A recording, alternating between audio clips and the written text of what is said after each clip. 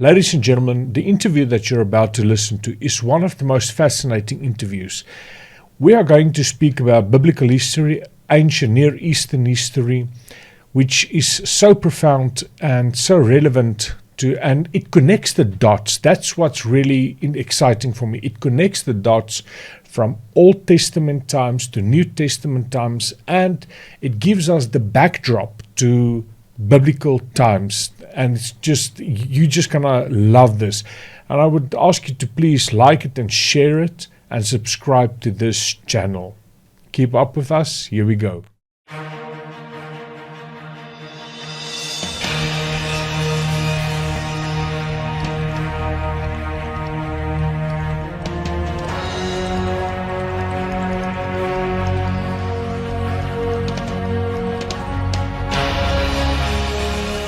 Well, good day everybody. This is Pastor Dion Aller speaking, and it's such a privilege to be with you and to speak to you about history, and more so biblical history, but also other parts of history that helped or that was involved in biblical history. And with me today, I have such an honor to introduce him to you, Dr. Michael Timke, all the way from Europe. And Dr. Michael, how are you doing? And would you just introduce yourself to our viewers and just tell us more about yourself?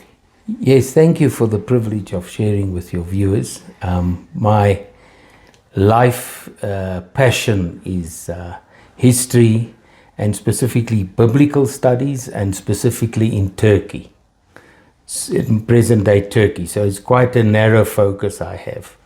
And I have a theological background and an international relations background. Currently live in the Netherlands, but spent a good 20 years living in Turkey and in other parts of Central Asia. So your main area of studies and focus is in what we call today Turkey. Yes, that's correct. If you say, just for curiosity, international relations, was that during can you just tell us more about that? Yes, that was to do with development. So you have to have security and development. So if you want to give a country development, it has to be secure.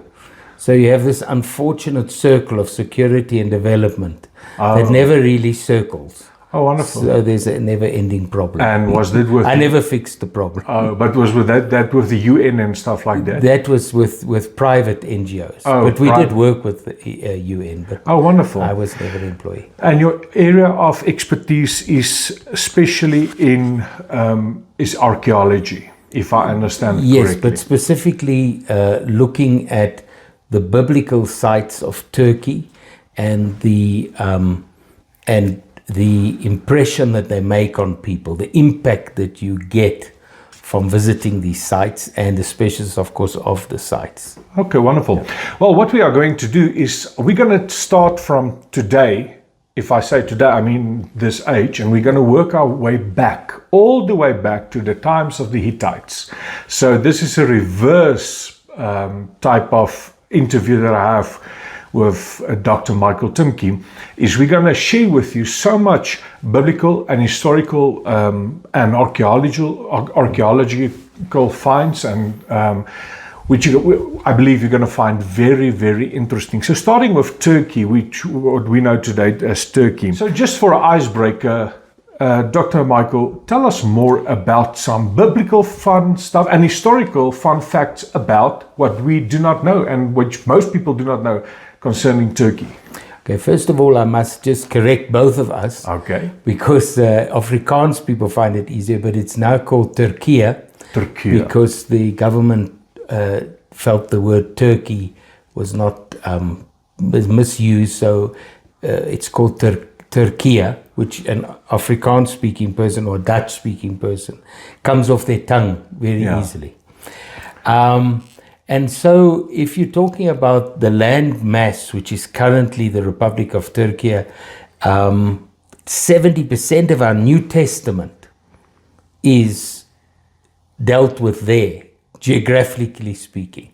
So most of the letters that are written, most of the time that Paul spends and other apostles are spending in that landmass, which we're unaware of because we think Israel, Israel, Israel, which is fine. It's not in competition with Israel, by the way. Turkey we call the second Holy Land.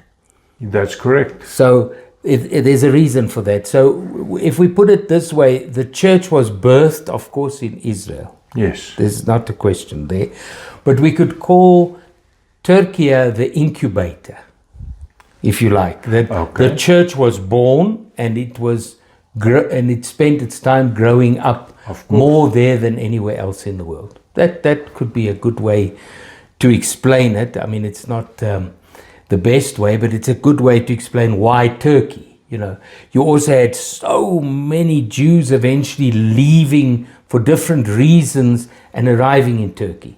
So if you're saying you're going to go to synagogues and you're going to spread the gospel, where are the Jews? The Jews are there. Why did Paul and Barnabas, why were they called to that, what we call Turkey today? Because of the Jews. There were just so many Jews there. Wow. Already living there. So you have to go back, if you want to go back a little bit, I know your plan is the Hittites, we get there, Yeah. but to explain Turkey a little bit, you have, maybe some of your viewers have Googled already and seen Noah's Ark, and you get Mount Ararat, which is on the border of Armenia. But it's still And in Turkey. It's still in Turkey, and many of the people believe that the ark has indeed been found there, the remains, and people visit it. But nonetheless, the mount is there, and it's in Turkey. It is. Some scholars push the idea that even the Garden of Eden was where the Euphrates and Tigris rivers begin, also in Yes. Turkey. We also have Abraham, who was in Hana, which is in Oh yeah, the Turkey. east of Turkey. So it's like this never-ending list of things, and of course then we come to the New Testament. Start with that, with the New Testament and the believers in the upper room. So yeah, good point. Correct. The upper room, and then the people were gathered, and then they left. And Acts says that they went back to where they came from, and they spread the good news. Yes. So that would be a place like Cappadocia. Where's that? Phrygia. Where's that? And so Pontus. Where's that? So many of the places that are indicated in Acts that the people from the upper room went to are in present-day Turkey. And of course, many in the northern part of Africa as well. But the majority were there. So we're not always aware of that. Yes. So we say the early church. Well, the early church left Really was. directly from there into Turkey. That's the truth. So I think, to sum up there, not to use too much of your time on that subject, I believe we have to be aware that God uses land masses. Why, I have no idea. But God chose this landmass from the time of Noah and now, and the early church, and now, let me say again, and now, and for the future. I'm not an eschatologist, Yes, I but also- those viewers that want to get involved in that, I won't in our interviews, but you will see that God has continued to use that landmass and the people that live in it for His purposes. Amen. So- Well, that's the truth, ladies and gentlemen, that Turkey is, in biblical times, it's from the beginning, from Genesis, we believe, up to the end, depending on what your eschatology view is. But Turkey plays a role in end times as well. So that's very interesting. And the church fathers was, of course, also from Turkey, is it not? Many of them, or Many of them were, if we begin, I don't know at which point we will discuss, for example, the church councils. yes, we're going to get there. All right, so we'll keep that for then, because a lot of the brain power for the Trinity came from Nicaea. for Nicaea, for the meetings, came from Cappadocia, actually. Wow. The brains, I mean, Wow. the intellectuals for that. Okay, wonderful. So, Okay, thank you very much for that introduction Doc, I just want to let us go over fun facts, or rather, we've been through the fun facts. Let's now start our way back. If we look back towards World War One, now we remember, like I said, ladies and gentlemen, we work our way back now. So to get really a grasp of what happened, now Dr. Michael said and told us about the early church that started in Turkey, and of course that grew in exponential growth, and many of the biblical letters were found. I mean, the New Testament letters were written in Turkey. And so but now if we work our way from now back, so let's take us back to the times of when the Ottoman Empire came to an end, and with the British Empire. So if we can work our way back, do you think that's good? Yeah, I think I get the idea. So if you were to, the First World War had problems, and that was the Battle of Gallipoli, which many of your viewers are aware of. That was fought with the Anzac, which are the New Zealanders and Australians. Had rather a vicious battle in a place called Gallipoli, and that was on behalf of the British that the Anzac forces were there, and the Anzac lost and the Turks won. The Turks in the First World War on the side of the Germans, but that battle the Turks won. But ultimately the First World War is the thing that displaced the whole of the Middle East.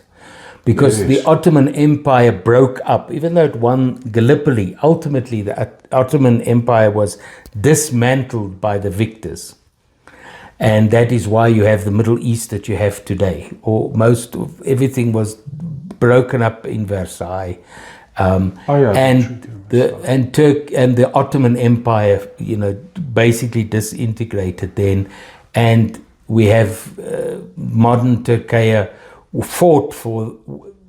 The size mass it is now was not what Versailles left them. That's right. Under Ataturk, they took back huge amounts of land that were given away by the Allies. So they fought for their independence, and they fought for the victory they have now and the country they have, because it was taken away from them. Yes. Big lots of it after the First World War.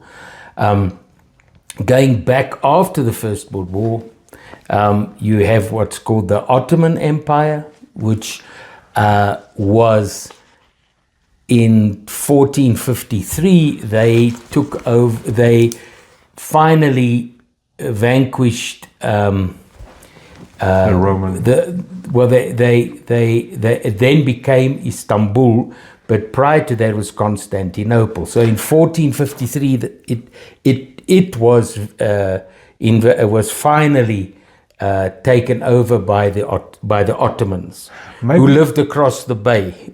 Yes, because the rest of the empire, the Roman or the Byzantine Empire, by that time was gone. So that big Christian mass you're talking about, all that ended up being was one city, and that was Constantinople. And by 1453, that was finally taken. So there was nothing left, basically. Okay. So we've given a brief history now concerning modern-day Turkey and where it came from and how it broke up and so on. So let's start with when it, of course, to get a better picture of everything, let's then start with where Constantine, why he left, he left Rome, and he came to what was known Constantinople. Talk to us about that. I'll do that. But let me just add something, because the world gets confusing. And I'm not Google, I'm not AI, but I know for my subject, people get confused in my subject. So before the Ottomans, you have something called the Seljuks. Now the Seljuks were, of course, also Muslim, but they weren't the Ottomans. The Ottoman took over from the Seljuks. So you had a group called the Seljuks. And then if you're talking about things like the Crusaders, and particularly the First Crusaders, then that's who they fought with, the Seljuks. Yes. They did not fight with the Ottomans. Okay. So I'm just saying, so that our viewers are trying to get a timeline. Okay. So the Seljuks were a group mainly from Central Asia, and they were around for about 150, 200 years. And then they were depleted, and the Ottomans took over from them. So it's two different groups, and the one was specifically more involved with the First Crusade, for example. So now I'll go back to Constantine, because I didn't want to leave that Seljuk thing. Okay, so before the Ottoman, let's go back to the time of the Ottoman period. Take us back into history. Work us all the way back from where the Ottoman Empire broke up, all the way back to the time of the Seljuks and so forth. You can just lead us and take us away. Okay, so we've got the Ottomans that finally conquered what is today Turkey in 1453 by taking over Constantinople finally. They took over from the group called the Byzantine. Now the Byzantines were the Christian group. And the Byzantines start with Constantine in the early 300s, because he moved the Roman Empire, head office if you like, Yes. It wasn't head office, but moved it from Rome. It had moved to different cities, so don't think it just came from Rome to Constantinople. Some other emperors over centuries had been based in other cities. But the point is, for us, he chose what is today Constantinople. It used to be called Byzantine. It was a little village. Oh, okay. And he called it Constantinople, and he built. The reason is logical. The West was finished. It's all about the money. There's not much happening in the West. Now today we're all very happy with Europe. But then the money, the trade routes, everything was in the East. So it made sense for him to just move the capital to the eastern part. Somewhere in the East. And that's, of course, what we know today as Constantinople. It's so true. It's because it's where the money was. You know, you got the trade there, you got control. What do you sit all the way in Rome? Yeah. It was much more sensible. Yes, of course. So, and sometimes people don't understand the Roman Empire really finished in 1453. The conqueror himself said he's the new emperor. Yes. But nonetheless, so if we came backwards, we have what later became what European historians began to call Byzantine time. Yeah, it's a historical term. It's a historical term. The poor Byzantines wouldn't know who you're talking about. For them, they were Greek-speaking Romans. So if I would have handed someone a letter in the 500s and told them the Roman Empire has fallen, they would have laughed at you. And yeah. They would say, no, because it's a continuation of I just want the people to get that right. And yes, you have East and West, but nonetheless, it's the Romans. It's the Roman, So I think it's important because it gets a bit confusing, and we try to stick to the broad academic views on these things. Yes. Believe me, like anything else, everybody's got a view. So I try to just skid past, broadly speaking, if I can, without causing too much damage as we go along, or giving your viewers information that's not 100% correct. But I think it is important to understand how long the Roman Empire lasted. Of course. And it moved house, but the the world calls them Byzantines. Let's call it for them. We're fine with that. But just to understand that they wouldn't have understood that themselves. Yes. Yes, they wouldn't. It's a historical term. So, and so if in later times we can discuss how Constantinople was conquered, and it's all very interesting, but it will take about 5 of your podcasts just to do that. Oh, okay. Of 1453. Wow, that's it. But Constantine is a very important figure. Please. And we mustn't underestimate him, because he caused certain things to happen. I was chatting to you the other day on the phone. I don't know if you recall. I was saying, God uses everybody. Of course. All different people. So let's not allow ourselves, because you have a large viewership of people that YouTube a lot and Google a lot, and do a lot of things. So I'm pretty sure that a large amount of people I'm talking to don't like to even hear the word Constantine, or some people, they're big fans. Doesn't matter. It's a historical For me, person. it's an historical person that God used Of course. to bring much needed the church together, come up with a framework of belief, and that's it. All the rest of that stuff we can park and leave, because in the end, big things happened with Constantine and his mother as well. Won't forget Helena. A little tidbit about her. All the people that go to Israel, who must you thank? You must thank the mother, because she went there. Yes. And she looked for all the, many of the Christian sites that your viewers go and visit. They do not know it was come from founded her. by Yeah, Helena. she went and Like sorted the it Church of the Holy Sepulchre. Lots. A lot of places was identified by her due to various archaeological and historical facts, which we're not going to get into right now, but she was in the Holy Land in the 4th century. So do take us through from the Roman, the Byzantine Empire, Constantine. Let's talk about him. Let's talk about what happened to the Great Council and so forth. Yeah. So so let's not underestimate the value of people in history, because God is a God of history. Yes, he is. And in many times it's the mysteries that happen, but nonetheless they do happen.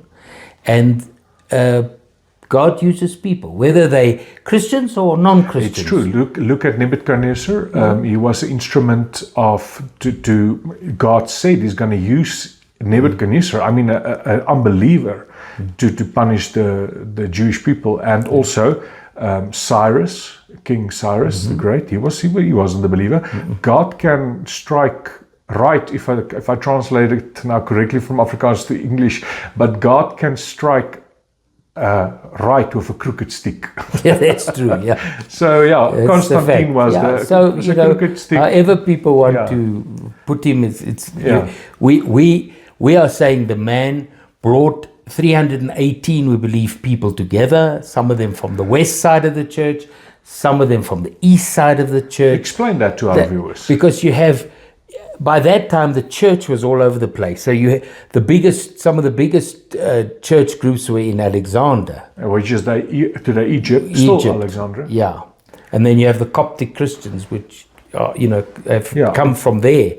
They didn't come from nowhere. I want people to understand that we're going to include a map, the big and the broad, where they came from. And then you had Antioch, which is another very big center of Christianity. You had Rome, which was then just another center. It wasn't the center. That all happened later. Okay. And then you had Constantinople. So you had various points of which people came together. So you had already talking about the people from the east and the people from the west. And it's in that grouping that you had different views. Now, I don't want to spend our time on the theology of Nicaea, enough to say it was there to discuss the nature of Jesus Christ. Yes. And that he's man and God. And that most churches use the Nicaea Creed. Yes. As far as I know. And some adapted a little bit, and some of them it says, and the Holy Catholic Church. Some of them say that they don't understand that's not it's not the Catholic Church in Rome. It means the Universal Church. So they take that out. So it's been adapted a little bit depending on the denomination, and that's also fine. The point is the theological things inside are all the same. For most, and it's for a the historical churches. fact again, viewers. It's a historical fact that happened. It happened, and we visited. We visit the little town of Iznik, which last year was 1,700. I was there. 50 years or 1,700 years. Yeah. So you were with us. We visited it. You know.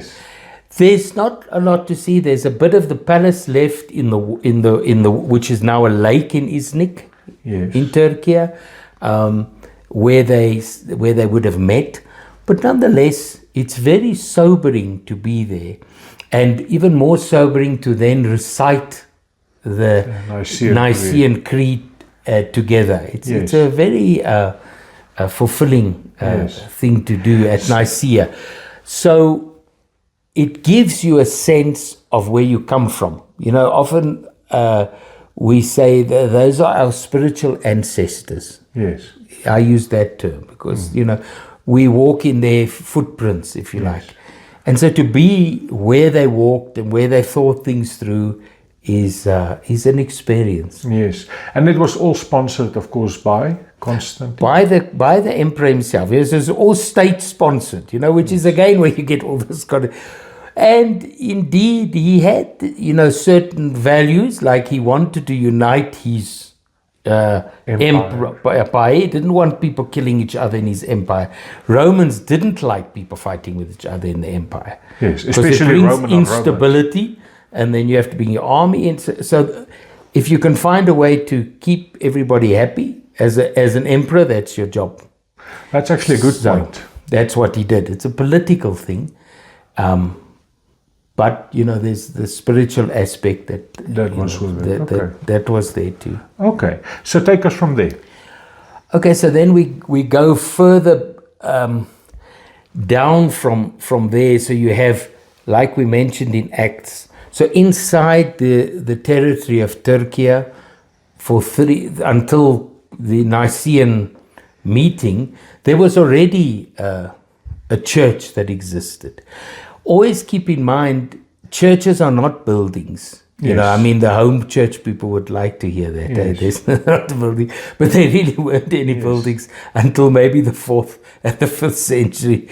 And so many times those buildings were old temples that were taken over, or parts of old temples that were taken over. So people met in homes. So you can't have the idea you'll visit Turkey and see a church somewhere that was built in the early part of Christianity. It doesn't exist. Let's because we're on the subject. When you visit Turkey, when I went there last year for the first time, I mean, for me it was a very sobering experience, because when we went to like Ephesus, it was such a to think that the Apostle Paul walked there and worked there, and it was so. And you don't see a big church inside because there's no church. We are the church, and the body of Christ is the church. And they met in homes and so on. But Paul preached the gospel in that busy market, and with all that was going on there. It was really, really good. Yeah, a very important figure that spent a lot of his time in Turkey was Alexander the Great. Alexander the Great. Yeah. Tell us more about him, and tell about us what he did. Okay, so Alexander the Great, that can also keep you forever, but the short story that includes Turkey, Alexander the Great, most of your viewers would have heard of him. Now, he was a very young man. He also died very young. So in his early 30s, he was already dead, and he didn't last a long time. His kingship was short, but powerful. So the enemies at that time for him were the Persians. So I think it's very important to understand, if you were looking at the map of the world, you'll see what we call Greece today, and some of Macedonia, where Alexander came from, where he was king. That was that part, and then all the rest, all of modern Turkey, the Middle East, I mean, that was Persia. They were big chunk of land. They were big. Yeah. And we can discuss later as we go through the churches, and we come to Laodicea, we'll see the part that gets where the Persians conquer all of that. Okay. But they were in charge. The Persians. The Persians. And his father already was fighting with the Persians. Alexander's father, Philip. But so inside his blood was, we've got to beat the Persians. He wants to make an empire and... Yes, and keep the family name. Yeah, that's it. And it's a backwater place in many ways, Macedonia, compared to the main, the other part of Greece. But the point is, once he started, he didn't stop. So But he was a young man. he was very young, in his late 20s, when that he started to fight the Persians. So it was quite smart, because he didn't have much of a navy, and he knew he had to get rid of the navy of the Persians as well. Or it kind of helped to dismantle that. He had a large land army. But in order to, basically he started and he came down what's today Turkey's coast to some extent, down to modern day, even modern day Bodrum, which was called Halikarnassus, which is a modern holiday. He came all the way down to, and above that you had other places that he had to stop at and conquer to get down to Bodrum, where there was also a Persian navy, small navy. And then he continued inside Turkey to fight the Persians. So it's a long, long story, but short and sweet. ISIS, the battle that he had with Darius himself. With Darius from the Bible? Yeah, no, another one. Same family. But anyway, they lost. The Persians lost. It makes no sense. They had a much bigger army. They were much better trained. But Alexander was a smart young man. So at the end of the day, Alexander beat the Persians. And so that's something your viewers can enjoy. There's hundreds of things on. There's movies made about them. Even movies made about them. My little tidbit is small compared to what. But just tell us about interesting. It's a historical fact. It's not something to, but the oracle. That please tell us about her and what she did, and tell people what the oracle is and how it works. Well, first of all, you have to. I think you have to look at. What difference did Alexander the Great make to my world and your world? Yes, he did. In a few years, he made a big difference, and we can't discount him from anything. He's even in the Bible. He made it. You know, in Daniel, he's seen as the leper. Exactly. But in the reality for us, and we're talking about Turkey, we're talking about the New Testament, the history just comes back to that now again, because his main purpose in life was to bring about Greek culture, export Greek culture, which included then the Greek language. And people don't understand the significance of that. And that's the real. So how many battles he had, where and who did he slaughter, who he didn't slaughter. Again, God uses people in history. Yes. And he is significant, because when you go to church, what does the preacher always make you look more stupid than we all are, because he can read Greek, ne? Yeah. So he will tell you the original Greek. Where did the original Greek come from? From Alexander the Great. Alexander the Great. He exported it. So people do not know the influence he had. Even today, our laws. So we've got a Greek society. Even though people don't understand it, our laws, so much. So the lingua franca was in Greek. So the significance, why we're discussing Alexander, because he fought significant battles in modern day Turkey, but historically is an important figure for the world. But for us as Christians, he brought Greek to the table. Yes. Which made spreading the gospel possible, which made people understand each other with their second language, which was Greek. That's amazing. So it is an important figure. If you may tell it like that, it's very awesome. And the side show of all history is the Oracle of Delphi. Tell us about it. You'll find she's a woman, young woman. But tell us but she moves. She's not the same one. It takes hundreds of years. You can still visit Delphi. The oracle is gone, but so Delphi had the reputation of the oracles could obviously tell you the future, but the way they told the future was not clear. It would what I call opaque. So they would tell you something, and you could read what you wanted in what they said. It was like a little bit of a, Mix and match. you don't, they didn't speak straight, like, thus saith the Lord or something. They kind of, so they were never wrong. You know? Oh, of course. But they were extremely wealthy community, and the young women that were the oracles were down in a spring that had sulfurs, and so they would go into trances. Yes. And this sort of thing. So I believe people will automatically say the movie of Troy.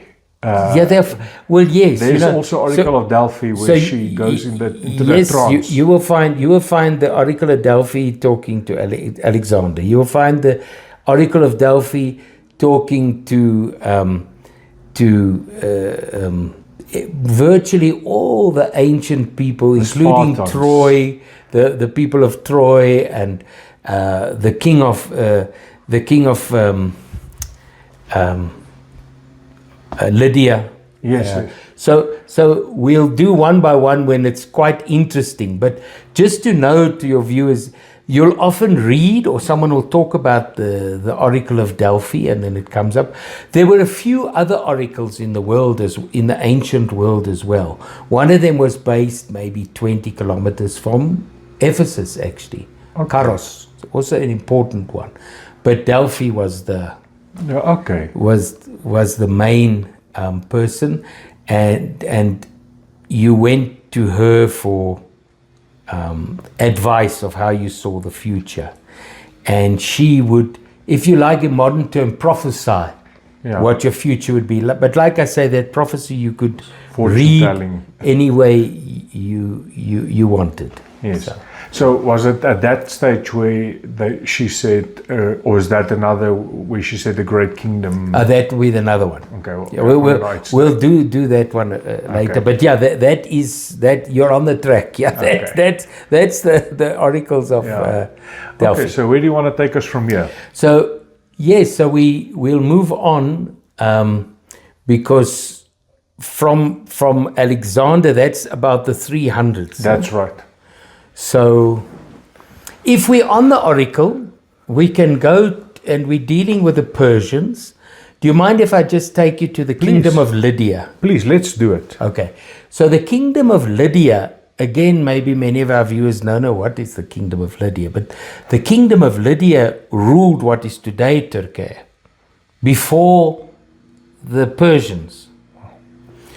Now Sardis was the capital. So we'll just get don't lose track here. Sardis is one of the churches of the 7 churches. But now we're doing history from 500 BC. Yes, so we're not busy with the church, the Revelation. It's the same city, different time. Yes. Can we do that? Yes, is it possible? Of course. Same place, but different situation, 500 years before. Yes. Because it's a story of the oracle. So it's an interesting story. And Croesus, which people say the richest man in the world, he was rich as Croesus, which was the king.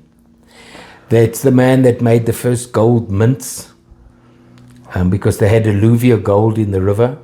So they had lots of gold. Wow. And he was considered the richest man in the world at that time, the king of Lydia. And the opposition he had, if you like, was the Persians. But now remember, he's controlling what today is Turkey. All of that is his. But the Persians, they were a problem. So he went, they don't go themselves. They sent a person. They don't go themselves. And they went to the Delphi. And this is where I say they prophesy, but you must work it out. Yes. And he wanted to know, because that was the time, should I go and fight with the Persians? It was also not the season for war. You have seasons. Yes. Spring, winter, you don't go fight in autumn, winter, for example. You go in the spring. Because of the marshlands and so forth. Anyway, He went, and they came back and they said that the oracle said that if you cross the river, a great empire will fall. So He took it sounds as a, good. Let's go. So So he Crowes, took his army he took that word. and he went. And of course, the first battle he had, he lost. And he fell. So the question is, was the oracle's prophecy wrong? No. Just depends how you read it. Is that where he was conquered? He was conquered because, well, the story is he was conquered, but the interesting thing is who conquered him. Because now, again, I'm back to my old record. Yes. God uses people. Yes. Of history. Always remember that. God uses, my study that I do when I go and present things is called physical theology, because it's God uses real people and real places That's so amazing. in real time. And that's a God. It's not fairy tales. Yes. And so he was defeated. Yes, he was defeated. Who defeated him? Cyrus the Great Of the Bible. of the Bible. Isaiah. See, now we're busy. God's got a plan. Yes. He may have wanted to cross the river, but that was his problem. Yes. God's plan was that Cyrus would then conquer, which would mean Cyrus could then, if you've got a map, you'll start to see that once you've got Sardis on the map, Wow. you see Sardis, then you just own all of that landmass, which is now Turkey, and you run all the way nicely down to Babylon with no problem at So all. a great kingdom will fall, and that is when he fell. Yeah. Crowes. And he Crowes. thought it would have been the Persians. He thought it was Cyrus. He was the... But God needed Cyrus somewhere else. Remember, God had an appointment with Cyrus in Babylon. Babylon, that's correct. You Yes. can't get involved. That was God's plan. Yes. So that's it. So, yeah. Just goes to show you. But a anecdotal thing, Yes. just to make the life a little bit more Yes, interesting. of course it is. Is that not the reason he lost the battle? We know, we get all spiritual now. We know God's got a plan. But the battle itself was the Persians had camels to carry things, and some clever Persian said, "Put the camels in the front when the Lydian horses are charging." Because the Lydian army, depends who you read, but they were really not to be messed around with army. Even if you haven't, I haven't heard much of them. Wow. But what happened was the horses got a fright because the smell of the camels, Oh. and the cavalry went into disarray. So he lost. He lost. Camels Ah. good for war. Anyway, it's an interesting anecdotal Yes, of course. information. It comes from one source, and we hope the source is right. But it Yes. certainly makes a great story. The camels that won the war. Yes, of course it Yeah. is.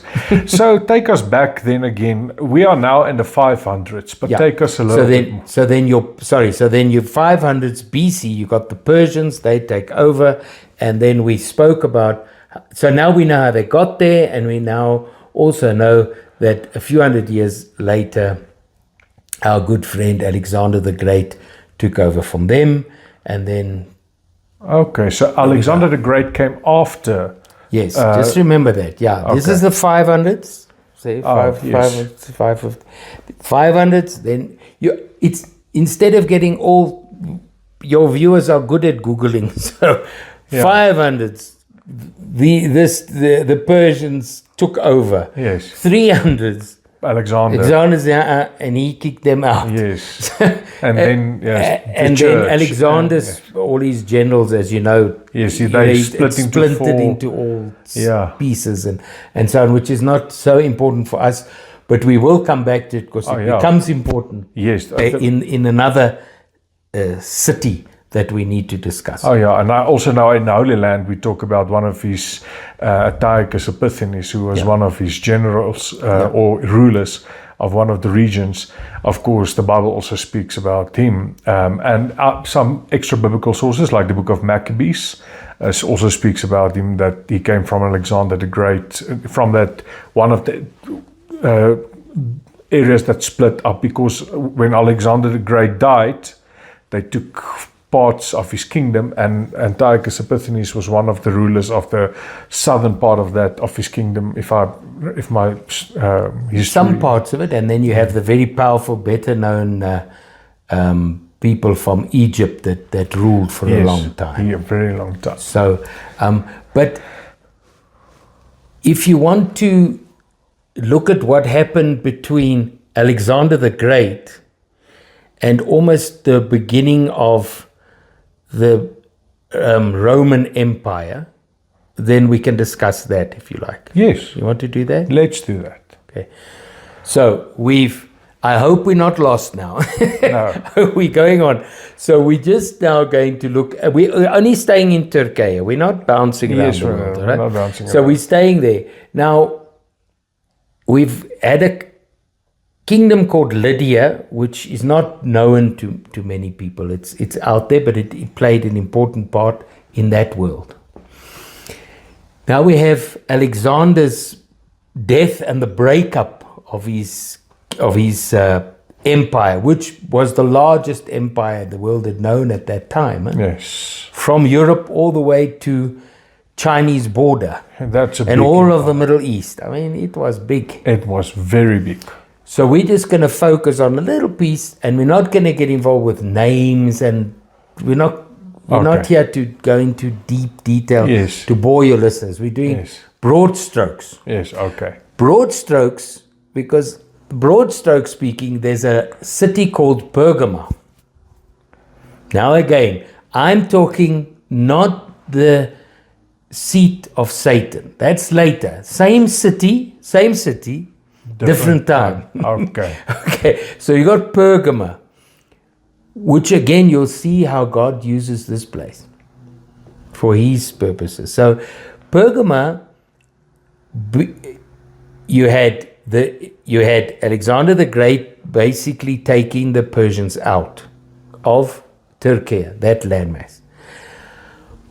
But it was a vacuum. It was replaced by his generals and different generals fighting each other and this way and that way. But the end for us, the point was in the citadel of Pergamum, there was a vast treasure that was left behind by one of Alexander's, by himself, to come back to, because you're traveling. Yes, he keep the money somewhere, and then you go, and then you can. The long story short is in Pergamum, once the dust had settled and various people, they ended up becoming the Attalid Empire. Okay. Attalus the First. So this was. This just happened. It was a creation. The people that were there when Alexander conquered stayed behind. This one died. That one died. It's a very interesting story, but it's not. The detail is not for now. Yes. So for us, the point is a whole new kingdom started. Okay. In Pergamum. Okay. And that kingdom, under the Attalites, grew and grew and grew and ended up taking over the same landmass as modern day Turkey. Wow. So you with me? So you have that landmass being ruled by the Persians, and first by the Lydians, and then by the Persians, and now by the people from Pergamum, the Attalid kingdom. So you have this amazing landmass that keeps changing owners, if you like. It changes hands. Yeah, it changes hands. But these people were important because their kingdom lasted less than 200 years. They were very important. They were great allies with the Romans. And the city of Philadelphia, which is another 7 churches, that was founded by them. You see, Okay. if you go to the modern city of Antalya in the Bible, Paul went there. That was also founded by them, among other places. So they're very important time that they ruled and brought stability. Now, again, they were involved with Delphi. Oh yes, okay. So the first king sent word, and the lady, the oracle of Delphi sent a word back to him to say, "You'll be a good king. Your son will be a good king, but your great great grandson, it will stop there." Okay. And it did. Wow. So I'm saying, I don't understand, but her message was not so opaque, and it happened like that. Okay. But what happened? Again, now what happened? How did this kingdom stop? It was going well. They ruled all of that. And it was the time that the Roman Empire was growing. Rome was not so big yet. It was growing. And many times the kingdom of Pergamum would be allies to Rome to help them fight their enemies. Can you imagine? Okay, that's interesting. And Attalus II, now this is, a couple of generations have gone on. He's getting older. The Romans are getting bigger. They are his allies. He's got no children. So, as their tradition was, you would get some nephew to take over from you. Yes. Or adopt a nephew, like the Romans did a lot. Yes. The same kind of thing. I don't think there's anywhere else in the world this happened. You're the king of all of that, right? Pergamum, and you've got all of that. You're the big boss. Yes. And you write your will, and you give your whole kingdom. We're big on legacies in the world. We Yes. love to talk about legacies. We must leave a legacy. His legacy was, I'm giving my entire kingdom to Rome, What? so that there will be peace. Because he could see, it's not going to go well. I'm going to die, and then all of this is just going to take decades to fix. And why? When you can see Rome is on the ascend. So he spared a lot of lives. There was a small little, and as I say, your listeners are intelligent people. They'll Google, they'll check, and they'll find there was a battle. There was an attempt by one of the family, but it was too late. So by his will, he spared lives. But now, what did that mean? Because now we're running now by Julius Caesar. We're there now. We're coming. We're close to the birth of We're Jesus. We're coming. And why do I say this is important? Because it's really simple. Then, I'm the kind of, that happens so that I cause and effect, and it's just how my brain is wired. Yeah. I believe God works with history. Yes. So again, you go, what happened? Well, that made a big difference, because suddenly Rome didn't have to spend its time fighting its way Around through that big all of that landmass. to get to Israel and get to Palestine. And it helped, it smoothed, it made things easier. Yeah, you You see. know, when we talk about the birth of Christ, and we start talking about your viewers, I'm sure, would have many times looked at that, and the world was ready for Christ. You had Roman roads. You had Pax Roma, they call it, which is the peace of Rome. You had Pax Deo, which is the Roman religion that was in place. The imperial cult, which is another subject, separate subject. But the point is, the Greek language was in place. There was peace. But if this guy hadn't given up his kingdom, then that would have been retarded severely. Wow, it just goes to show you how... Because remember, sorry, finish. No, I'm just saying, God uses a crooked stick to strike right. Because remember, I'm only interested in Turkey. So I say, if that guy, with all respect, hadn't given it to Rome, that could have been a fight that could have gone on for 20 years, 30 years, 40 years, 50 years, to bring peace to the incubator of the early church. Remember we said that's the incubator of the early church. So it needed peace. It didn't need war. It didn't need too much trouble. So this is So there you are, brother. What think of that? That's so amazing. So take us from there. Now we're going forward again. Let's move forward. We'll leave the last bit of forgotten history for a little bit later because we are here now, and it's very interesting. So, okay, take us from there. When he gave his over to Rome, then Rome, of course, started. Julius Caesar, of course, we know. So now we got Julius Caesar, who, as you know, took away the Republic of Rome, and was not a Caesar but a dictator. Oh yeah, he was. He wasn't. He was a dictator. A dictator. And he gave in turn the power over to his stepson. And I don't know if we want to go into all that much. That's then who becomes Augustus. Yes, and Christ was born, the Lord Jesus was born in the time of Augustus, which was the first Caesar. There he was the first Caesar, yeah. Yes, so our viewers are now familiar with our time frame. Yeah, I think that's what we want to establish. Now, Octavian is a name that's going to complicate things. Can I just share? Please, do go on. Because we are here I'm trying now to think what can go wrong. Because Octavian and Augustus is the same person. Explain to me. Okay, so when Julius Caesar made his the stepson the heir to the throne, his name was Octavian. That's right. Later it became Augustus, but it's the same person. That's right. So that can also make things very complicated because you're reading this other name and then suddenly that name disappears. That's right.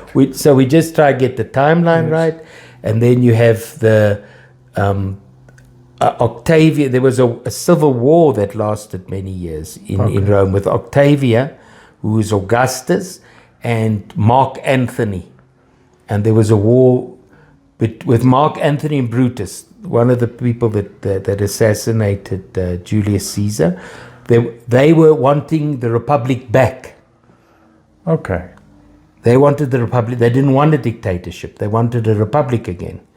And so they went to war with Octavian, who wanted the dictatorship and not the Republic back. So you had this conflict that went on for a very long time. And that conflict also spilled over into modern day Turkey, but that's not so important now. It's just important to keep those names in my Octavia and Augustus, the same person.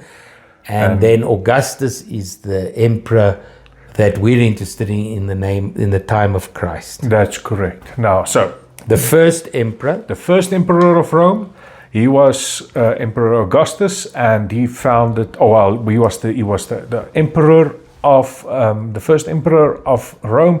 Jesus Christ, our Lord, was born under his Caesar, under his lordship, if we want to say that, under his human lordship. Yes. So take us from there. Now we can move on. And remember that the name Caesar, you correctly said, he wasn't Augustus, Caesar Augustus. So each emperor would take the name Caesar Augustus. Nero was also Caesar, so their title was always Caesar and their name. So you're right, that's his proper title. But him and Jesus share common titles. Now I don't know if you'll scrap this from your film, because some of you people will be upset. No. But now remember that when Augustus finally wins the civil war and he comes to power, the Senate declare Julius Caesar a god. They deify him, right? That's correct. So Augustus and Jesus share a common title, the Son of God. That's correct. That's historical fact. So, it's quite mind-boggling. It is. But that's how, and that's why, you see, he's the son of Caesar who becomes a god, so therefore he's the Son of God. The Son of God. He's also many of the titles that we have for Jesus were also used by Yes. the emperor. It's quite interesting, if I might say, Doctor. If we look at that term, Son of God, the Caesar people thought of him as really a god. Yeah. That's why when the crowd called out my mind is just jumping forward to the crucifixion of the Lord Jesus, when Pontius Pilate, he said, "Who do you want me to release? Jesus, who is called the Christ, or Barabbas?" They said, "We have no king but Caesar." They declared that actually the Caesar in Rome was their God, which was blasphemous. People don't know because they don't know the history concerning that title. So it's very interesting. Carrying on. So I like to, it's just, it must be mentioned because it must. It's a historical fact. Yeah, and it causes a lot of things as we get into the churches of the Revelation later on. Now we've set that stage. Yes, now we're setting the stage and we're going to move on. So, in terms of Turkey, yes, indeed, the Christ life is spent in modern day Israel, and so that's yours. I'm going back to my safe land. Okay, that's where you can stay. I take people you go there. Yeah, I'm now going back to my safe land. So Jesus Christ, we go now a little bit forward. He is crucified. Yes. Well, I'm going to give the leads over to you, and you take us. So what then? Back to where to my part of the geography is Paul is born, of course, in Tarsus. Which is in? Tarsus is in Turkey. So just to keep Paul is mine, you see. Okay, so Saul is born there. So just for that. We park him there, but that's where he was born. Then, as we spoke earlier about the upper room and the people going back to their homes, and many of those places were in modern day Turkey to share the good news of Christ, his resurrection, and the coming of the Holy Spirit. Okay. So that's where the incubator begins. As we mentioned, there was a large Jewish community in Turkey. Which was known back then by the name of? Well, brothers and sisters, I hope you are enjoying this interview so far. I want to ask you, if you want us to stand still on a certain subject and drill down on that subject, share with me in the comments. I'm going to look at the comment section and I'm going to keep watching it, and I'm going to see what people ask for. And me and Dr. Michael are going to speak about those subjects. It must be historical, archaeological findings, anything concerning the backdrop of biblical times, the ancient Near Eastern worldview, etc. Please do share with us what you would like, things that you've heard that you would like us to keep on drilling, stand still and drill on that subject. Share it with us in the comments. God bless. Yeah, so now that's important. I left that out. So if you go to your Bible maps, because we can't show the map here. I'm going to put it up on the screen. So you have the Roman provinces. So you'll see Phrygia, Pontus, Asia is the one we're mostly interested in, because they're Asian provinces, and Galatia is another Asian Roman province. So you'll see modern day Turkey was in provincial provinces of Rome, and many of those provinces come up in your New Testament frequently. And Asia is the one that confuses us, because we think we're moving to Asia, east, but no. So most of what happens in the New Testament takes place in the province of Asia. Which is you recall sometimes Paul was prevented had to go to Asia, was prevented to go to Phrygia. Prevented him to go, but it was still in. So that Asia is in Turkey. Okay. And that map you will show your viewers will clear that up. Okay. So it's just important to understand that. Okay. One of the main centers of Christianity at that time within that Roman frame, which was in the province of Syria, not the country of Syria. Yeah, that's the correct. Province of Syria, which is still in Turkey. And in Antioch. Which is also Turkey. In Turkey. It's got a different name now, but that was Antioch. And that was a very important early Christian hub, Antioch. Antioch. That's where the name Christian originated. And that, correct. There you go. Where Yes. does Christian come from? Antioch. Antioch. What did the people in Antioch do? They called Paul and Barnabas to come there to Antioch from Jerusalem. Jerusalem sent them to Antioch. Yes, They that's call, correct. right? They call.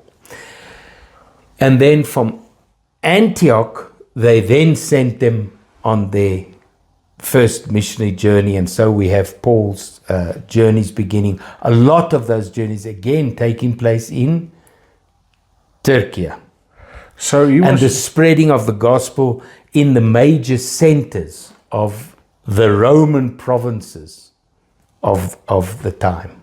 So we have established that Turkey, which is the name today, Dr.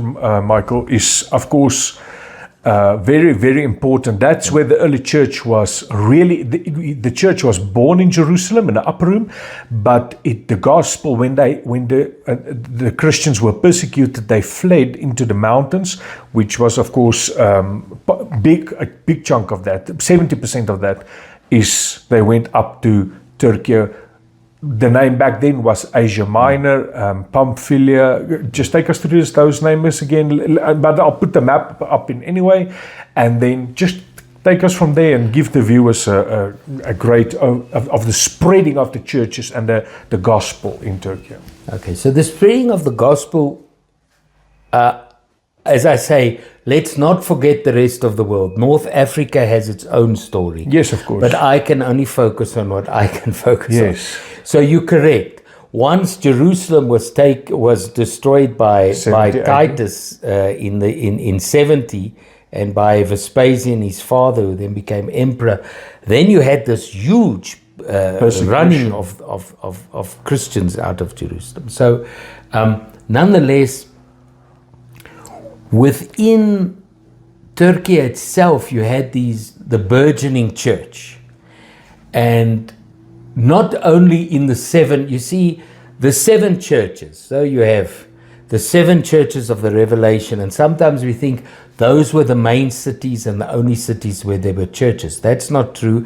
That's where the letter went to, because those are the places that Christ chose to speak to. But they weren't the only hubs, and they weren't the only places with churches. So we should be clear about that. Okay. But those were the seven places that were on a certain postal route that used to ride. But also those are the seven cities that Jesus himself wanted to speak to. That's quite Why interesting. did he want to speak to the other ones? I can't tell you. But those are the ones he did. So all I'm saying is, don't think that Christianity was only in those seven. So to our That's viewers, think about it, what Dr. Michael has just said. Jesus chose to spoke. He said, write these 7 letters to these 7 churches, which were situated in where? In modern day Turkey, which was Asia back then. It's amazing. Didn't choose Egypt or whatever.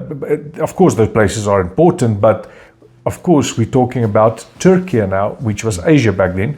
But yeah, that's just quite interesting. It's like water in my face. Jesus spoke to those ones. So let's we visit them. You visited with me. Yeah. You know. They're wonderful to visit, and always remember that you will not find the church that you're looking for that Jesus wrote to, because it was in a house. They were house churches. There were no buildings in that time. Okay. But the experience that you have from visiting these places is extraordinary, because one of the main things is the geography. Our biblical geography is not so clever. We think too big or we think too small. But as you visit the 7 churches, you'll see actually they were very close to each other. They weren't that far apart. Yeah. And the geography, your geography changes. And as you change your geography, you're able to understand the New Testament better. Yeah. You're also able to understand if you see the high Taurus mountains and it's snowing, then you're understanding that poor Paul had to winter in some place, because how was he going to walk through the snow That's and the interesting. ice over these mountain tops like Alexander the Great's army did? He was not Alexander the Great's army. Yes. So you're restricted by geography, you're restricted by weather, and when you see it, you understand it. It becomes very simple to Oh, that's understand. amazing. And then also you start to see all these cities that were at that time are in rich valleys like Laodicea or Ephesus, and then you can see obviously people built cities where you could get water, where you could get food easily, where you could get building materials to build the cities in the first place easily. So all of that comes alive to you when you visit. Yes, of course. And the Those one, are all the things that just come into your head without anybody telling you. yes, and for me, because we've established now many of the places, but now we're going to speak about just some main points that stood out for me while I was visiting Turkey with Dr. Michael. Is that the one place that we visited was this great city of Ephesus. When you said we're going to Ephesus, I thought it's going to be a tiny little place like a 1,500 square meter place, but when we went there, it's quite interesting. And where did that city originated from? So the current Ephesus that we visited is about 6 kilometers from the first Ephesus. So the first Ephesus that was built, that was around from 700 or 800 BC, was then more established in 500, 600. That's the Croas, our mate friend. Yeah. He helped to build a temple to Artemis. Now that temple becomes important to all of us later on, but I'm just saying it. But that temple was built in the original place of the city of Ephesus, which was a swamp, wet, mosquitoes. When Alexander the Great came, he moved Ephesus further away up into the hills. So the Ephesus that we see today is also thanks to Alexander the Great. Its current position, he moved it. Wow. So he established the new one. He moved it further away. But the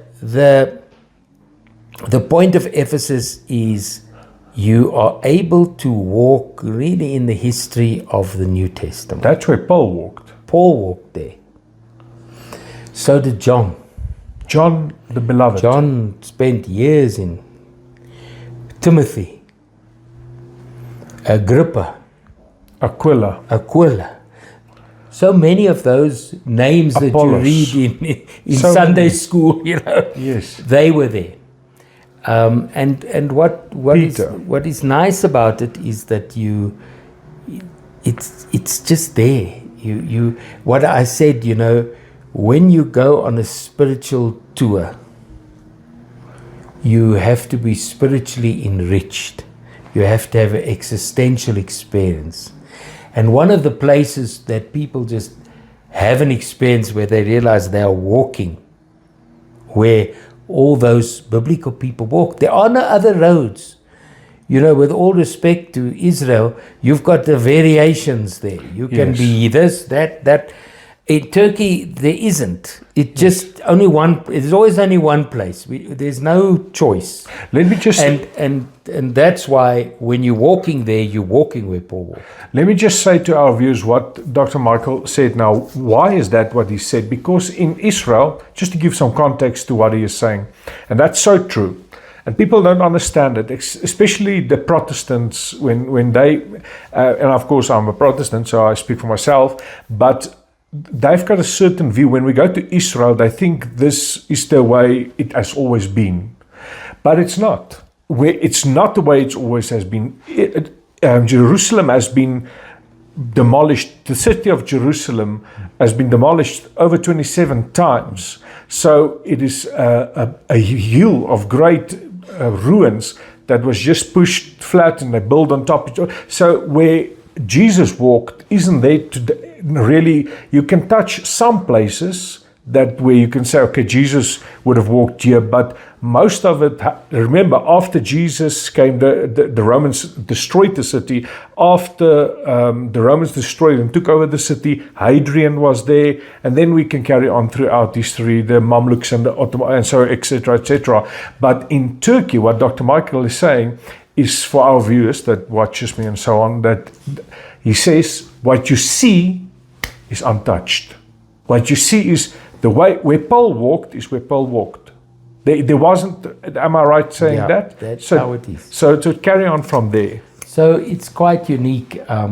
Perhaps one of the places that people, for some reason, really enjoy is the marketplace, where Paul would have bought and made his tents, or been around there every day buying and selling. It's not a very big place, but it is the main market, or agora. Yes. And then you have another highlight there is the theatre. Now, the theatre that you see today is bigger than the one that was there when Paul was there, because it was expanded after his time. But nonetheless, it's still in the same place, and it's the same theatre. And that's where the crowds rioted and wanted to get rid of Paul, because he was disturbing their good business with Artemis. Yes. Who's Artemis? Artemis is the goddess that was worshipped in Ephesus. And she had been there for over 1,000 years by now. She'd been there a long time. She had become a very important part of... She was Ephesus. Ephesus and her, same thing. Yes. And the problem that Paul then faced was, you're sharing the gospel and your competition is Artemis. Your competition is also the worship of the people in the Caesars as gods, and then the Pandora box of gods opens up. But the two is the main two. And we remember a certain story. And so then you have, the problem of starting to impact the society, and then you have Paul coming into conflict with people that make souvenirs. Yeah, that's right. We read about that. Yeah, exactly. Of the little Artemises. Yes, of the Demetrius. Artemises. And there was a big uprising. Yes. They wanted to kill him. And the uprising took place in that theatre. There where we stood. Where we stood. So you can visit that theatre. So that's what makes visits so special. It's really, it's amazing. That's what makes visits so special. And then we also walked on Paul's Road up in Arsis. I was not with that. Oh, you weren't with that one. No. Okay. So, but tell us about that one. That one is also quite special. What? Just a quick word. If you would like to come with us and visit Turkey, the ancient Turkey of biblical times, please WhatsApp me. My number is on the screen, and I'll send you the forms, and you can just fill it in. And to pay a 5,000 Rand deposit is to secure your place on the airplane. Do it now, and you are going to be amazed. Turkey is something totally different, and you must experience it. It's wonderful. It's awesome. It is sobering, and it's just vibrant. Come and visit Turkey with me, and I'll see you there. WhatsApp me, I'll send you the forms. God bless you. What we do is like the tour we're going on later this year. We go there. And so in the book of Acts 16, there's Paul is in a city called Troas, which is mentioned frequently in Acts. Paul went there frequently. And he decides he decides to walk to another town called Arsis, which is a 3-day walk, 79 kilometers. So he sends the boat with his companions to Arsis, but he decides to walk. And just to give some clarity, on that boat was Luke. Yes, Luke was not with him. Luke was on that boat with the companions. He walked alone. So people, you have to understand what's happening here. Luke is on the boat, And Paul says, I'm going to walk. Carry on. Now, this, of course, is what I'm saying. It can be a little bit controversial because this whole walk becomes very controversial because then they say, no, he went to preach the gospel. Other people saying he would have been attacked because he had all the money from Europe collecting for Jerusalem. That would have been on the boat. Some people, and I like the idea that it's a experience of Paul wanting to be alone with God. I like that view. As I say, it's controversial, so forgive me, listeners, if viewers, if you don't agree with me, it's okay. Yeah. But, and my experience of walking it is that Paul is alone, he's going to get on a boat and he's going to go to Jerusalem. Now, he doesn't know what's going to happen to him. He could end up being killed when he gets off the boat. He doesn't know. And as we know, history eventually plays out he's killed, but it's not immediate. But he knows it's the beginning of the end for him. For him, he knew and it. We know that even the elders of Ephesus tried to stop him from going. Yes, and they have even prophesied. So it's clear, it's happening. And he walks alone and then he gets on the boat. And away he goes, eventually to Jerusalem. The point is, on what road did he walk? And that's what makes it so special. That road, little cobble road, for miles, there's nothing. It's in farmlands.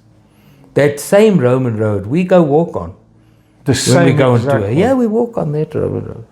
It's tiny. It's maybe just 3 meters. No, not even 3 meters wide. It's not a big industrial road. So and he walked on that road. Why? Because there is no other road. From Troas to Arsus, there's one Roman road. That's one. And it has to be that one because there is no other one.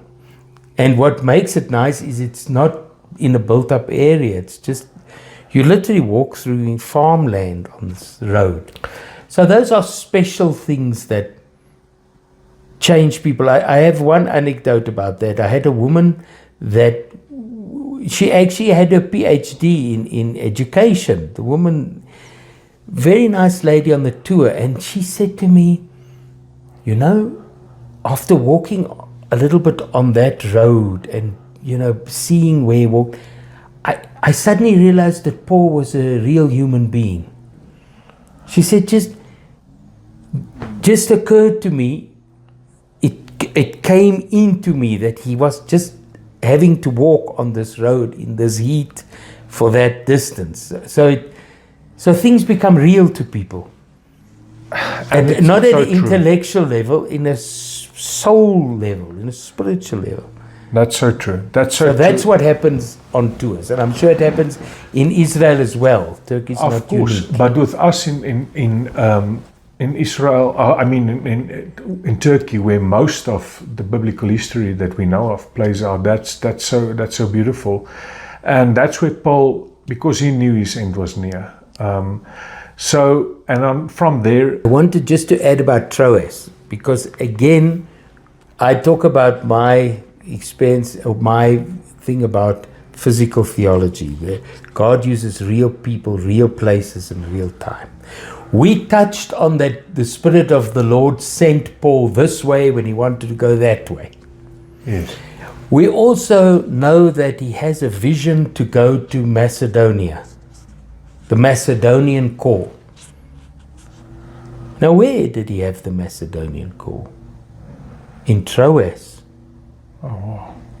Okay, now, when we visit Troas, There's not much left, but we do go to it. And more important, we go to the ruins of the harbor, where the ships left to go to Macedonia.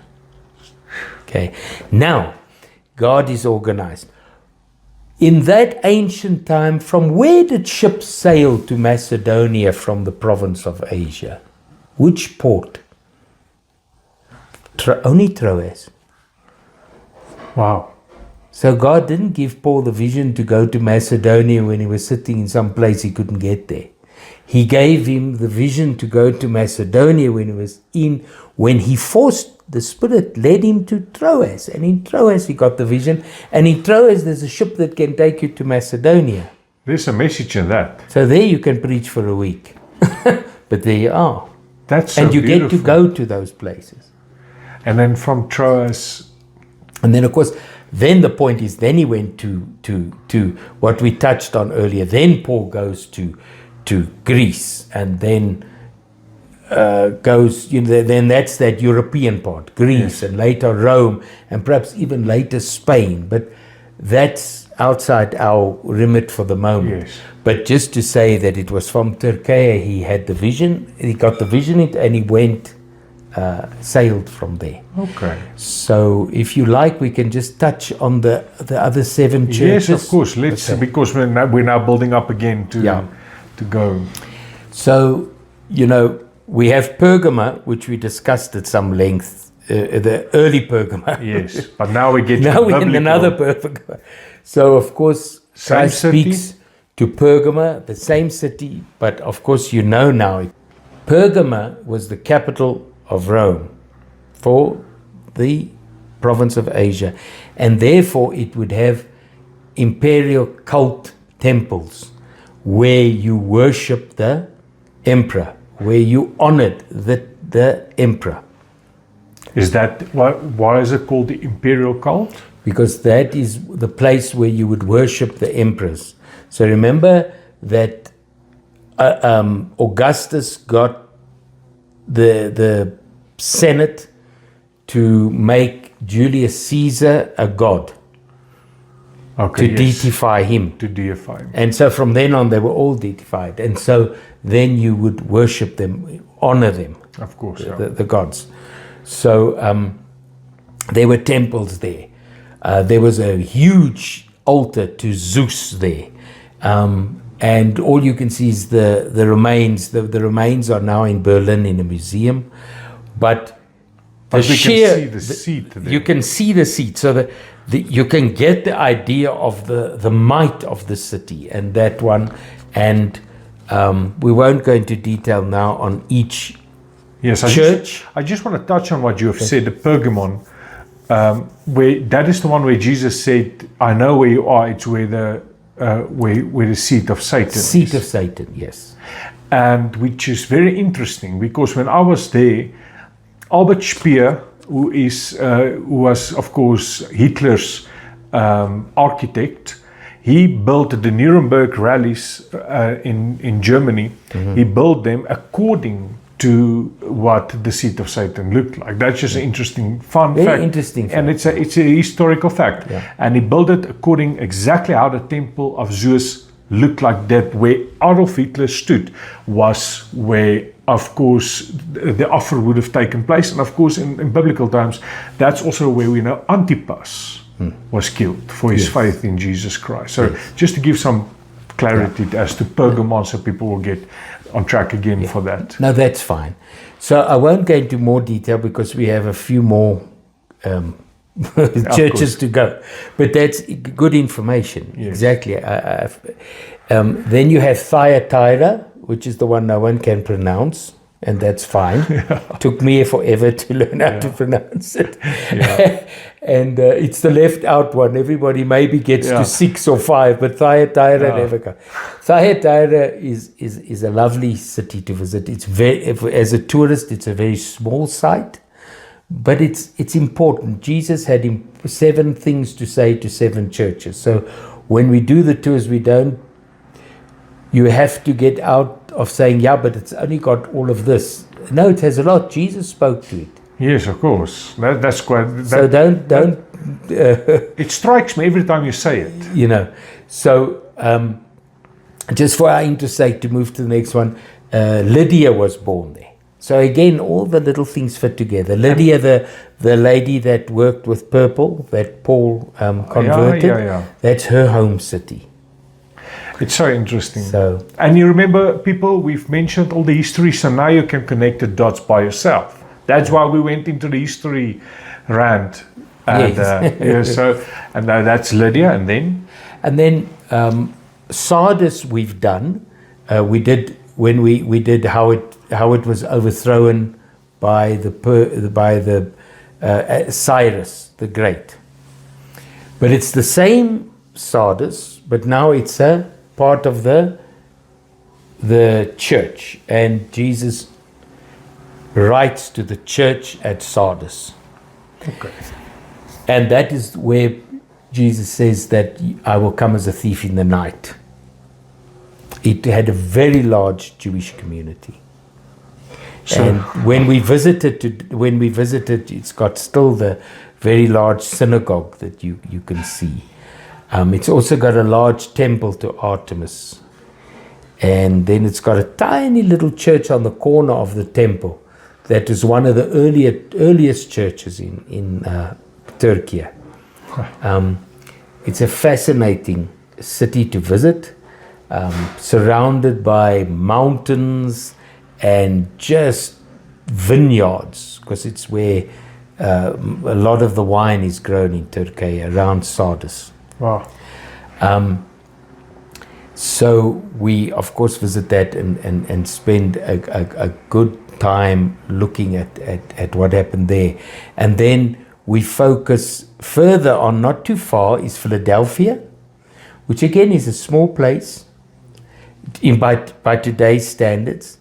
And also, if we talk about the brothers that were the kings in Pergamum, and Philadelphia means brotherly love, and that was where the brotherly love.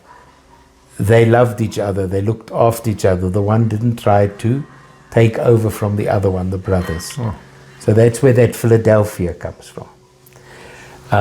We also, of course, visit Laodicea, where I would spend more time now in this discussion. Okay.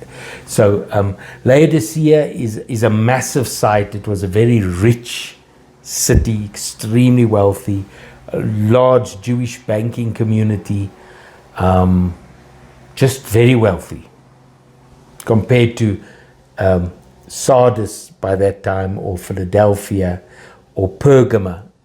Compared to them, it was wealthier than them by far. It was so wealthy that when it had an earthquake, it said to Rome, "Don't worry, we'll repair it ourselves." Sure. Just wealth. There's lots of there's mention of the Jews sending their tithes to the temple, for example, from Laodicea. Laodicea is the hot and cold. Yes. It's also, just briefly, because it's just, we can't go into all these churches in length, but the Spirit of the Lord tells John to tell the church there that they are blind and that they are poor. Now, blind, why? Because that was famous for an ointment that they made for eyes. So there's a connection. Oh, that's quite interesting. They were very far from being poor. And then the Spirit also tells them they are naked. And one of the things Laodicea was famous was for the black woolen coats that you could wear to stay warm in the winter, was also made there. So you have a city that's famous for its eyes, for its wealth, and for its clothing. But you're naked, you're blind, and you're poor in the sight of Christ. Wow. So why I went into a little bit more in Laodicea than all the others was just to say, I said there were 7 letters, and the Spirit instructed John to write, the Spirit of Jesus, those 7 churches. There were churches in other cities too, in the Roman provinces that made up Asia Minor, but those 7 were chosen by the Spirit of the Lord. Jesus spoke those letters. Yes, so we cannot say that there were churches, and don't misunderstand that there weren't places where there were churches in other cities too. Yes. And then I want to touch on Smyrna, which is I think that's our last one, and that is in Izmir, which is today a massive city, and Izmir is important for us, besides the 7, being part of the 7 churches, which when we go on tour we discuss in more detail, but also the place where Polycarp was also martyred. You mentioned the martyr in Pergamum. Yes. but we also have Polycarp, who Just is explain martyred. to the people who Polycarp was. Polycarp is the close. You get the three. I know everyone by three. What you call Yes. it? So Polycarp is important because Polycarp was the bishop of Sardis, but Polycarp was appointed by John. John. The John beloved. was chosen by Jesus. So Polycarp it's was close. a direct Yeah. disciple Yeah. of. So just to tell So viewers, it's very it's a beautiful story, but the sad story is he is martyred in a very vicious way for standing up for Christ. And his main words that he's famous for saying is that he has done me nothing but good. yes, Isn't that beautiful? People, just look, all the information we gave you, and I hope it gets real. Everything gets real to you. And sorry, I don't want to get distracted. It's just beautiful. It's just beautiful. So he was in Smyrna. He was brutally. he was murdered. brutally murdered, and those words were his last words. That when they tried to get him to deny Christ. He said, "How can I?" Yeah. And and just to those were the 7 churches, but just to emphasize the point, there were churches elsewhere. I mean, Paul wrote the letter to the Galatians. Well, they had to be somewhere. They But were- none of the 7 churches are in Galatia. But there are churches in Galatia. There are churches in almost Galatia a stone. was a province in Turkey. Yeah, in Turkey. And then you have Colossians. And Colossians, which is a city that we also visit. But 2 letters were Titus and the book of the letter to the Timothy. Colossians and Titus. Titus. Both were written to that church. So Okay. what I'm just trying to give examples that There's much more than just let's 7 not churches. think there were only 7. Yes, Let's not Jesus restrict spoke to ourselves.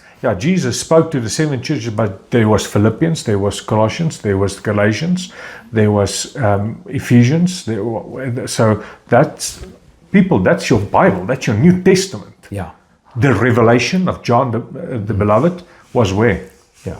It was on Patmos, where Patmos, which is in today's Greece, by the way. Oh, it's- but but- we can't get there because we South Africans battle to get there because you need a Schengen visa.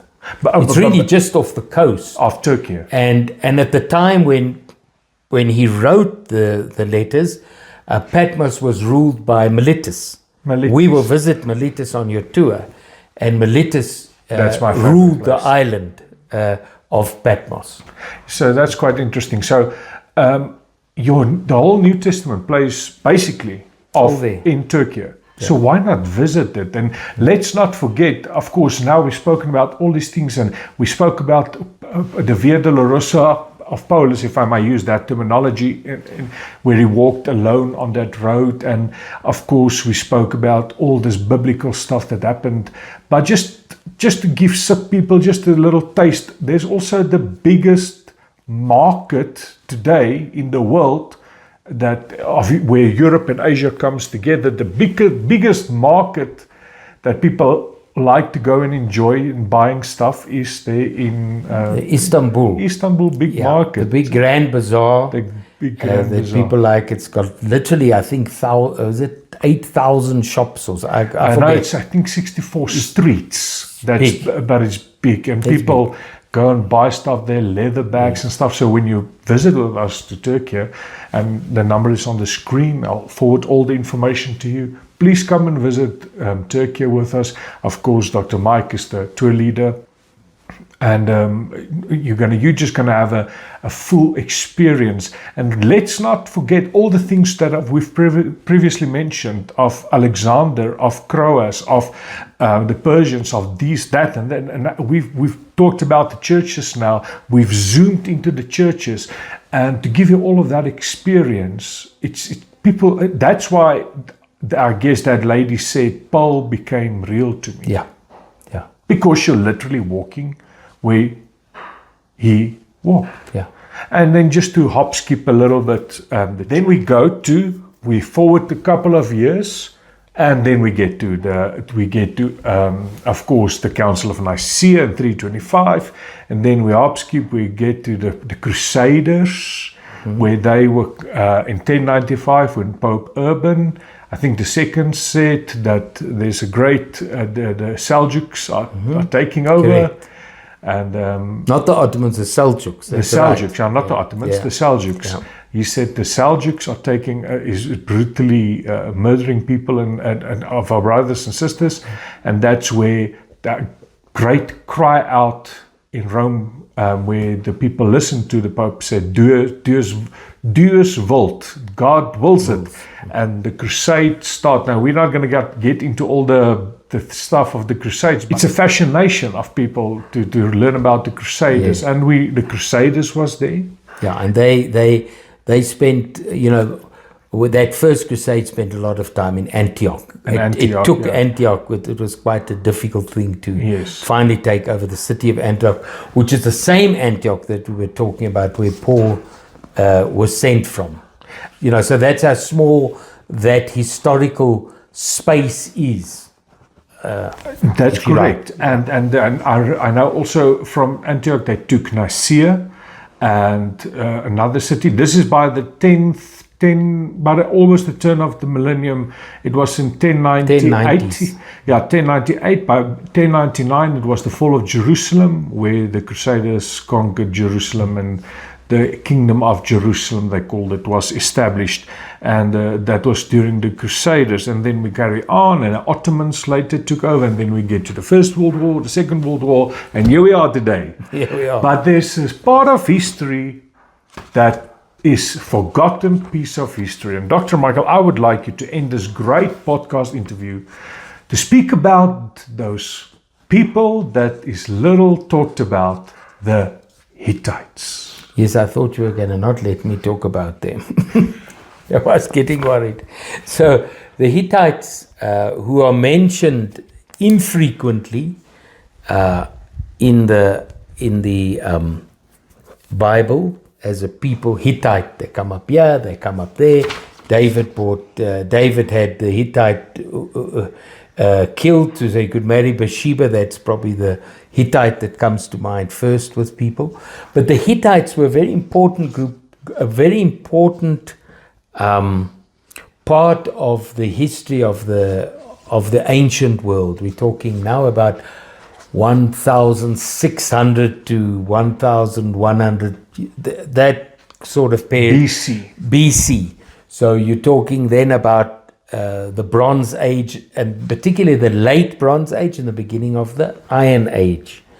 That's very important age. But it's an important age, and Turkey gives you the Hittites. The Hittites come from modern day Turkey. Their capital city's name was Hattusha, which we don't go on this tour, but it's a fascinating place. And it still exists, the ruins of it? You can go and see it. From 3,500. So it's a long time ago. Yeah, that's right. 3,500 years old. And those stones are still there. Okay, they're built with wood, so all that's left is the stones, but they are there. It's not all. I mean, it's fantastic to see. Yes, and there is something. So the Hittites play quite a large part in forming our history that we have today.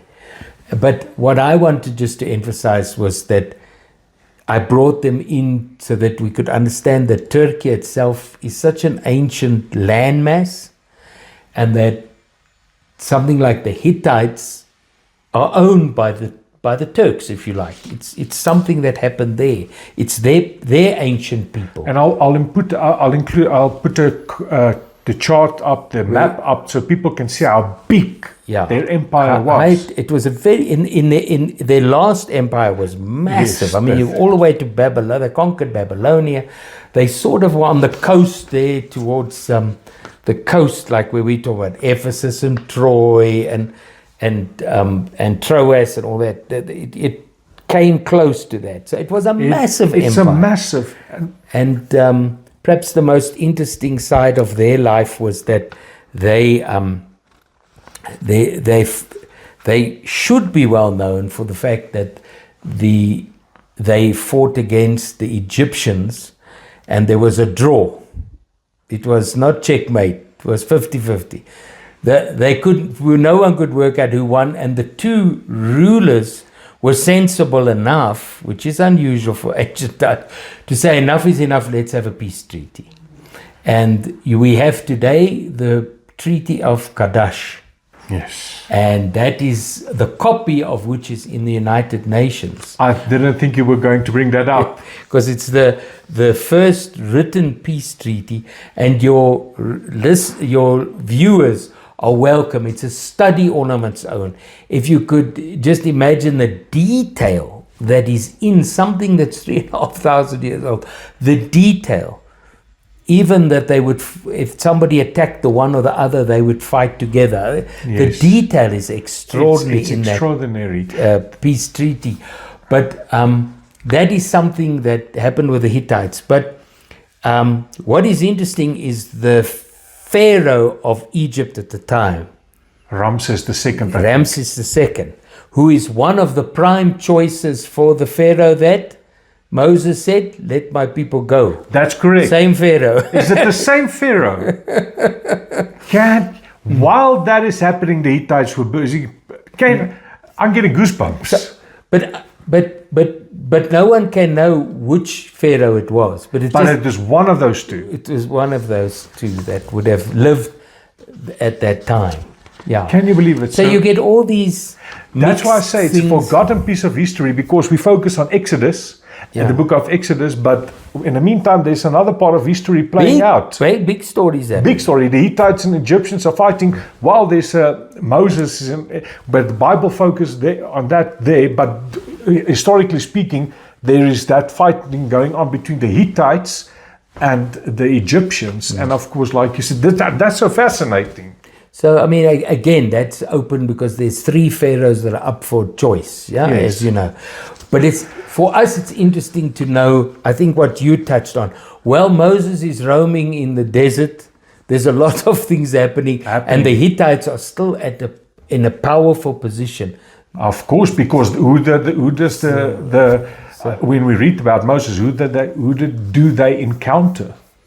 Also the Hittites. So there's this whole, so we have to do a holistic view a little bit of the history of what we call the Middle East today. It's also not that whole area. And so I just wanted to bring the Hittites in because there's something that comes from Turkey that I think people are not aware of where they came from. Yes. And also, if you want to do a study, your viewers, it's an interesting study, the demise of the late Bronze Age empires. So those are the Mycenaeans. The Mycenaeans are the Greeks. I mean, this is me just talking. You can argue academically, it's not quite, but they were, if you like, the Greek. The modern day Greece, that's the Mycenaeans. That's right. And they were a huge, powerful, rich empire. And that empire disappeared. And so did the Hittites disappear. They disappeared from history. So if you are really interested in ancient history, or you never have, I mean, YouTube, just be careful with YouTube because sometimes people on YouTube. It's not the primary source. Yes, so do a few. You just check that your facts always are right. But there's some very good material out there that has been put on YouTube. And if you're interested in the demise of the late Bronze Age, then all I want to say is you can reach parallels between our modern age and how quickly you can disappear. Who's heard of the Hittites? Nobody. And it's such. Who's heard of them? Unless you're a Greek scholar, not really. So you can have a whole civilization that can be so powerful and so rich, and very quickly 5 or 6 dominoes fall, and then they fall. So we should always be mindful that we're small. That's a very good parallel to draw in conclusion. But I just want to ask the one thing that also fascinates people is that we know that the story of Troy was also took part and during the Hittite Empire, which Yes. we're not going to get into much detail now, but just to say, when we visit Turkey with us, we go and see. We stop at Troy. We stop at Troy. And, We go have a photo with a horse. You have the horse, with the Trojan horse. And just by the way, Dr. Mike, the Hittites were involved in if there was a Trojan War. If there was a Trojan War, Hittites. there's enough stuff that's been deciphered that there was a city that was besieged and there was a war.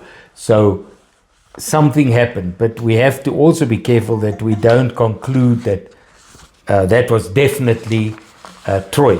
Because Yes. Troy is so controversial that no one can make up their mind if the war happened or not. Yeah. But something happened. Something happened. And if something happened, the Hittites were there because they were the major power there. And the Mycenaeans, which were the Greeks. So there's fascination in this part of the world. And Troy, people love to go to Troy. I think it's all the movies, Yes. But it's an interesting place to visit. And as I say, they've made a replica of a horse, and so people love to have a photo of Climb the horse. up in a horse. Yeah, we can't. Why not? It makes the time away interesting. It really does. So I just want to conclude by saying this to the viewers from my side is that while we fixated and rightly so be looking at our Bibles, like for instance in the time of Moses, we read while Moses is roaming the desert, there's stuff happening in the rest of the then known world. Like I said, the Hittites were busy making peace with the Egyptians. They were making peace with each other, and but we fixed and we think that's where the world started, is with Moses. We know of Adam and with carrying on so on, but we think the world was with Moses all the time. There was other things happening. History were being set in stone. So when you visit Turkey with us, you will see all of that history. So that's from my side. Dr. Mike, anything that you would like to conclude with and tell our viewers? I think I would encourage people to make spiritual journeys, because over my years of doing this, I do see people never leave the way they came. It's an investment In your own spiritual life. It's not, it's a shopping trip, and you can take a photo with Troy. So we kind of not all walking around in sackcloth all the time. But invest in your own life. You will have an existential experience that brings you closer to God. For sure. That is what happens.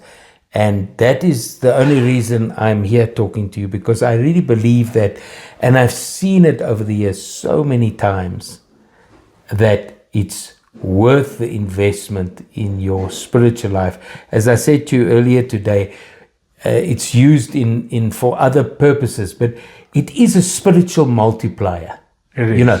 We, just to end with, what are we? Protestants. We Protestants have for a long time. I think that's a good point. We say, no.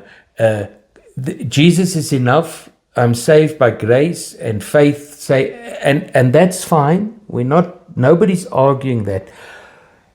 So it's not a spiritual journey like this, a pilgrimage. We don't like the word pilgrimage because we think it's too Catholic. But it doesn't bring salvation to you, but it adds value to your spiritual life. That's correct. So we're not saying that you have to go on a spiritual. No, of course not. To be saved. No, or something. no one is implying that.